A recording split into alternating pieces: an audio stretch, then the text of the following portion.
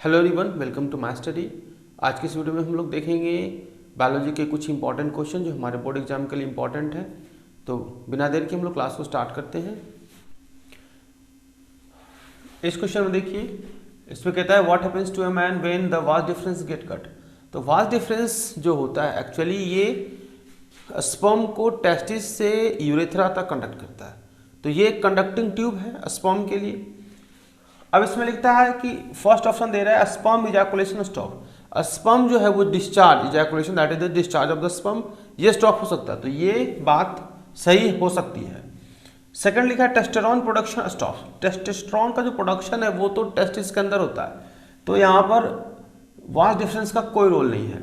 Urine formation stop, urine का जो formation होता है वो किडनी में होता है, तो यहाँ भी वास डिफरेंस का कोई रोल नहीं है।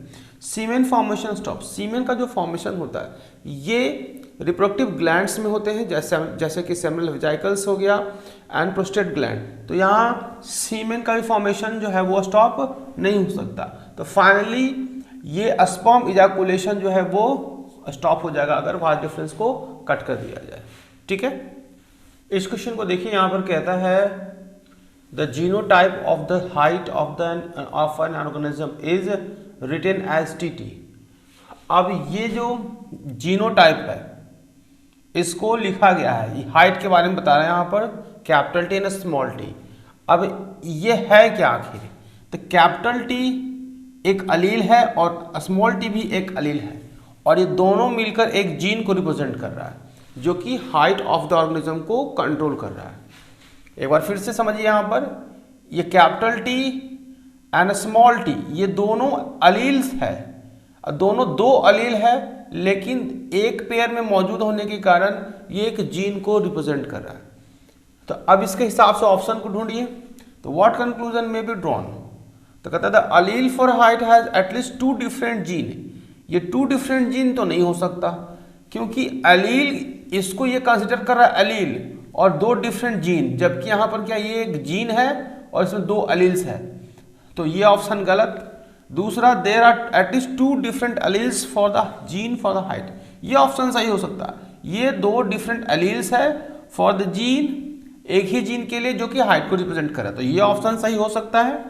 There are 2 different gene for the height, again ये गलत है, ये 2 डिफरेंट जीन नहीं है बल्कि 2 डिफरेंट अलील है, तो ये भी गलत हो गया यहाँ पर। There is 1 allele for height with 2 different forms, कहता है 1 अलील, तो ये 1 अलील नहीं है बल्कि ये 2 अलग अलग अलील्स हैं, तो ये ऑप्शन भी गलत हुआ।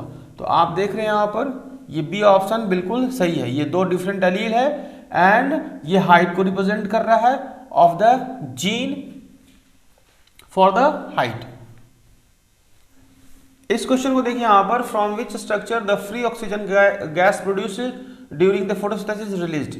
तो कह रहे हैं यहाँ पर फ्री ऑक्सीजन गैस जो कि फोटोसिंथेसिस के दरमियान प्रोड्यूस होता है। तो फोटोसिंथेसिस के दरमियान जो ऑक्सीजन गैस प्रोड्यूस होता है वो स्टोमेटल ओपनिंग से रिलीज होता है बाहर। ठीक है, तो ये ऑप्शन आपका यहाँ पर सही है। एपिडर्मिस के केस में अगर आप सोचेंगे तो एपिडर्मिस भी हो सकता है, लेकिन ये स्टेम में होता है इन द लेंटिसेल्स। तो लेंटिसेल्स तो यहाँ पे है नहीं, और लेंटिसेल्स में फ्री ऑक्सीजन का प्रोडक्शन नहीं होता, वहाँ पर फोटोसिंथेसिस का कोई रोल नहीं है, सिंपल एक्सचेंज ऑफ गैसेस हो सकता है। कॉर्टेक्स जो सेल होता है एपिडर्मिस के जस्ट बैक साइड पीछे होता है, तो ये इन्वॉल्व होता है, लेकिन ये इन्वॉल्व होगा आपको प्लांट के स्टेम में। गार्ड सेल, तो गार्ड सेल जो है स्टोमेटल ओपनिंग के आउटर साइड में है, गार्ड सेल के अंदर में ही स्टोमेटल ओपनिंग है, तो यहाँ पर गार्ड सेल में भी क्लोरोप्लास्ट होते हैं और यहाँ भी फोटोसिंथेसिस होता है, लेकिन ये डायरेक्टली इन्वायरमेंट में नहीं रिलीज करके ये अंदर स्टोमेटल कैविटी में रिलीज करता है। तो आप देखेंगे कि जो फ्री ऑक्सीजन हो रहा है, ऑक्सीजन जो रिलीज हो रहा है फाइनली वो स्टोमेटा के ओपनिंग से ही हो रहा है, तो आपका बी ऑप्शन यहाँ पर सही है। इस क्वेश्चन को देखिए, यहाँ पर कह रहा है कि in which of the following groups of the organism blood flow through the heart only once during one cycle of the passes through the body. अब यहाँ पे कह रहा है कि हार्ट से जो ब्लड पास हो रहा है वो एक ही टाइम पास हो रहा है यहाँ पर। अब इसका क्या मतलब है? यहाँ पर नॉर्मली अगर हम लोग ह्यूमन सर्कुलेशन की बात करते थे, यहाँ पर डबल सर्कुलेशन देखते हैं, तो लेकिन यहाँ पे कह रहा है एक ही बार हार्ट से पास हो रहा है, इसका मतलब है सिंगल सर्कुलेशन है, और सिंगल सर्कुलेशन जो होगा वो लोअर ऑर्गेनिजम्स जैसे कि फिश में हो सकता है। तो fish exhibit single circulation of the blood through the heart. तो अब आप देखिए यहाँ पर ऑप्शन, रैबिट जो है ये तो मैमल्स है, इसमें 4 चैम्बर है, पैरेट जो है वो बर्ड है, ये भी 4 चैम्बर हार्ट है, टर्टल जो 3 चैम्बर हार्ट है, तो ये ऑप्शन तो गलत होगा।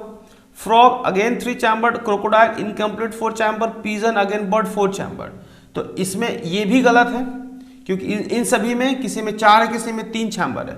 Well again mammal 4 chamber, labio, labio is the fish, rohu fish जो है इसको लेबियो कहते हैं, तो ये भी फिश है, इसमें 2 चैम्बर हो सकता है। पेंगुइन अगर ये बर्ड है इसमें 4 चैम्बर, तो यहाँ पर ये सिर्फ 2 चैम्बर वाला, तो ये भी ऑप्शन गलत। लेकिन शार्क अगेन फिश है, कार्टिलेजिनस फिश, ये 2 चैम्बर हार्ट, डॉग फिश, स्कॉल्यूडॉन ये अगेन फिश है 2 chamber heart, and stingray it is also a fish, तो ये ऑप्शन बिल्कुल आपका करेक्ट है। इसमें आप सिंगल सर्कुलेशन बॉडी में देखेंगे, ठीक है। तो इस क्वेश्चन को देखिए, यहाँ पर कह रहा है the diagram given below show the part of the human alimentary canal which two structure produces substances involve in the digestion of fat. Digestion of fat के लिए इनमें से कौन सा ऑर्गन इसमें रिस्पॉन्सिबल है? तो ये फर्स्ट ऊपर का जो ये लेयर है ये तो डायफ्राम शो कर रहा है यहाँ पर, जो सेकंड है वो स्टोमक, 3 जो है पैनक्रियाज, 4 जो है गॉल ब्लैडर, 5 लीवर। अब इसमें कौन कौन सा स्ट्रक्चर डाइजेशन ऑफ फैट के लिए रिस्पॉन्सिबल हो सकते हैं? तो डाइजेशन ऑफ फैट के लिए जो रिस्पॉन्सिबल है सबसे पहले तो ये bile juice that is secreted by the liver, और ये बाइल जूस क्या करता है, ये फैट को इमल्सिफाइड करता है, दैट इज द कोगुलेट कर देता है। उसके बाद उस पर पैनक्रियाज से निकलने वाला पैनक्रियाटिक लाइपेज उस पर एक्शन करता है और उसको फैटी एसिड एंड ग्लिसरॉल में तोड़ देता है। लेकिन यहाँ पर रिस्पॉन्सिबल कौन है? यहाँ पर सबसे पहले बाइल जूस जो सेक्रीट होगा वो आकर स्टोर कहाँ होता है? तो गॉल ब्लैडर में, तो गॉल ब्लैडर में बाइल जूस प्रेजेंट है, और फिर यहाँ से पैनक्रियाज से ये पैनक्रियाटिक लाइपेज भी इससे निकलेगा। तो गॉल ब्लैडर में जो जूस प्रेजेंट है जिसको हम लोग बाइल जूस करें ये, और दूसरा पैनक्रियाज से निकलने वाला पैनक्रियाटिक लाइपेज। तो इस हिसाब से हम देखेंगे तो ऑप्शन नंबर 3 और 4 सही होगा। तो यहाँ पे आप देख सकते हैं यहाँ पर कि ऑप्शन नंबर 3 और 4 ये करेक्ट ऑप्शन है, ठीक है। इस क्वेश्चन में देखिए यहाँ पर कह रहा है what determine the sex of the child. तो sex of the child that is the sex determination, और सेक्स डिटर्मिनेशन में हमने देखा है ऑलरेडी कि फीमेल जो है XX क्रोमोसोम कंटेन करती है और जो मेल है वो XY क्रोमोसोम कंटेन करता है। तो यहाँ पर जो सेक्स डिटरमाइन होता है वो मेल के कारण होता है, फीमेल के कारण नहीं होता। फीमेल में तो ऑलरेडी सारे क्रोमोसोम्स एक जैसे हैं, XX टाइप से, होमोजाइगस टाइप से, लेकिन मेल में जो है वो X एंड Y है, दैट इज द हेटेरोजाइगस। तो Y क्रोमोसोम जहां पर मैच करेगा X के साथ वहीं पे Y का फॉर्मेशन होगा और XX से फीमेल का होगा। तो यहाँ पर जो डिटर्मिनेशन हो रहा है सेक्स का वो मेल के कारण होता है। तो अब उसमें आप देखिए यहाँ पर chromosome content of the ovum, तो ओवम में तो XX होगा, तो ये सही नहीं है। Chromosome content of the sperm that is present in the male that is XY होगा, ये सही हो सकता है बिल्कुल। Number of the days between the ovulation and fertilisation, ovulation and fertilisation के बीच जो डेज है तो इससे कोई सेक्स डिटर्मिनेशन नहीं होता है यहाँ पर। और number of days between the fertilisation and implantation, fertilisation और इम्प्लांटेशन के बीच का भी जो समय है उसमें कोई इसमें डिटर्मिनेशन नहीं होता। तो इसका सही जवाब जो है वो आपका chromosome content of the sperm. इस क्वेश्चन को देखिए यहाँ पर कह रहा है फ्री ईयरलोब्स, ऑप्शन में दिया 1 dash traits and attach earlobes are, तो इसमें सेकंड में दिया डैश ट्रेट्स। अब इसमें आपको इसको ढूंढना कि कौन सा होता है, तो हम जानते हैं फ्री ईयर लोब जो होता है, जो ईयर लोब है ये पिन्ना जिसको हम लोग कह रहे हैं यहाँ पर, तो ईयर लोब जो नीचे का सेक्शन होता है इसको हम कहते हैं। तो फ्री ईयर लोब जो है ना वो एक डोमिनेंट ट्रेट है, और अटैच ईयर लोब जो है ना वो एक रिसेसिव ट्रेट है। तो आप एक में देखिए डोमिनेंट होगा, दूसरे में क्या होगा रिसेसिव, इसमें आप ढूंढिए कौन सा है। तो ये फर्स्ट में यहाँ पे देखा डोमिनेंट, सेकंड में रिसेसिव, तो ये ऑप्शन बिल्कुल सही है। बाद बाकी ये सब उल्टा यहाँ पे दे रखा है। सी में इनहेरिटेड एंड डोमिनेंट दे रखा है, तो फ्री ईयरलोब्स चाहे वो फिर आपका अटैच ईयरलोब, तो ये तो दोनों इनहेरिटेड है, लेकिन यहाँ पर सेकंड ऑप्शन में ये कह रहा है डोमिनेंट, तो डोमिनेंट तो है ही नहीं, तो इस हिसाब से ये भी गलत हो जाएगा और नॉन भी गलत है। तो इसका आपका बी ऑप्शन सही है। Free earlobes are dominant traits and attach earlobes are recessive traits. Okay, इस क्वेश्चन को देखिए यहाँ पर, ये कहता है which blood vessels will contain lowest concentration of urea. अब ये ब्लड वेसल्स का नाम दिए हुए हैं, renal vein, renal artery, hepatic vein and hepatic artery. अब इसमें कहता है कि यूरिया का कॉन्सेंट्रेशन सबसे कम किस में होगा। ये बहुत ही बेसिक क्वेश्चन है, कंसेप्चुअल क्वेश्चन है यहाँ पर। तो रीनल वेन जो होता है एंड रीनल आर्टरी, तो किडनी में क्या होता है कि जो ब्लड वेसल्स ब्लड को लाता है फिल्टर होने के लिए वो होता है रीनल आर्टरी, और फिल्टर होने के बाद जो ब्लड निकल कर जाता है वो रीनल वेन से होता है। तो रीनल आर्टरी में यूरिया का कॉन्सेंट्रेशन ज़्यादा होगा, और जब ब्लड फिल्टर होगा तो यूरिन का फॉर्मेशन हो चुका है, तो उस ब्लड में यूरिया का जो कॉन्सेंट्रेशन होगा सबसे कम होगा। तो उस हिसाब से रीनल वेन में जो है यूरिया का कॉन्सेंट्रेशन सबसे कम होगा। अब इन दोनों के बारे में सोचते हैं, hepatic vein and hepatic artery. Hepatic artery जो है वो हार्ट से जो सिस्टेमिक सर्कुलेशन है उसके जरिए हार्ट में ब्लड को ला रहा है, और हिपैटिक वेन क्या है, तो हिपैटिक वेन जो होता है खासकर हिपैटिक पोर्टल वेन कह सकते हैं इसको, ये इंटेस्टाइन के द्वारा जितने भी एब्जॉर्ब फूड मटेरियल है वो लीवर तक पहुंचा रहे हैं। तो उस हिसाब से इन दोनों में जो है यूरिया का कॉन्सेंट्रेशन ज्यादा होगा। विथ रिस्पेक्ट रीनल वेन, तो रीनल वेन यहाँ पर जो है जो कि फिल्ट्रेशन के बाद ब्लड को ले जा रहा है और नाइट्रोजनस वेस्ट यूरिया रिमूव हो चुका है, तो उस लिहाज से आप देखेंगे तो रीनल वेन में कॉन्सेंट्रेशन ऑफ यूरिया सबसे कम होगा। ठीक है, तो इसका करेक्ट आंसर रीनल वेन होगा। ओके, इस क्वेश्चन को देखिए, ये आपका ये पिरामिड बना रखा है यहाँ पर, ये प्रोड्यूसर, फिर यहाँ पे गैप दे रखा है, इसको एक्स से डिनोट किया गया, फिर सेकेंडरी कंज्यूमर, फिर यहाँ पर ऊपर में सबसे ऊपर जेड है।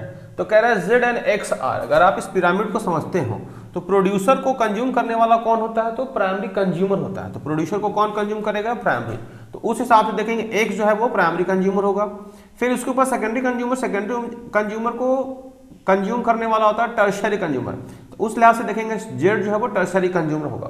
तो आप देखिए जेड के बारे में कौन कौन सा लिखा है यहाँ पर, टर्शरी कंज्यूमर कौन सा है, तो टर्शरी यहाँ पे सी नंबर में देखिए जेड जो है टर्शरी कंज्यूमर है, और एक्स जो है यहाँ पर ये प्राइमरी कंज्यूमर है। तो ये ऑप्शन आपका बिल्कुल सही है, सी नंबर। जेड जो है वो टर्शरी कंज्यूमर, एक्स जो है वो प्राइमरी कंज्यूमर।